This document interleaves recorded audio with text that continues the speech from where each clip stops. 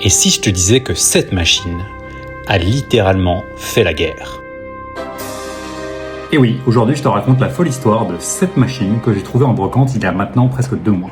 Et à la fin de la vidéo, je te dis comment trouver la tienne pour pas cher. Produite entre 1940 et 1952, la Elna 1 est le tout premier modèle de machine à coudre domestique électrique proposé en France. Développée par un ingénieur espagnol, Ramon Casas Robert, qui souhaitait combiner les avantages de la machine à coudre à pédale de sa mère et des machines électriques à bras libres de l'industrie. La machine fut présentée à la foire industrielle Le Bal, et c'est une entreprise suisse d'armement, Tavaro SA, qui décida de racheter le brevet et d'appliquer les méthodes de fabrication industrielle de l'armement à la fabrication de machines à coudre domestiques. La Elna 1 fut également la première machine à bras libres. Mais alors, pourquoi cette machine a fait la guerre? Eh bien, le monsieur à qui je l'ai acheté, à une brocante en Charente-Maritime, m'a expliqué que la machine avait appartenu à son père, engagé pendant la guerre d'Algérie. La machine aurait donc fait partie de son pactage et servait à la réparation des treillis ou encore des tentes. En tout cas, comme l'indique ce poinçon de fabrication, la machine a été fabriquée en août 1952 et depuis que je l'ai acheté, j'ai pu reconstituer une grande partie des accessoires et du kit qui allait avec la machine et j'ai même retrouvé la notice d'origine. En tout cas, je suis vraiment ravi de cette trouvaille en brocante. Je trouve que son histoire y ajoute encore plus de charme. Et si toi aussi tu souhaites trouver une Elna 1 ou une Elna Grasshopper,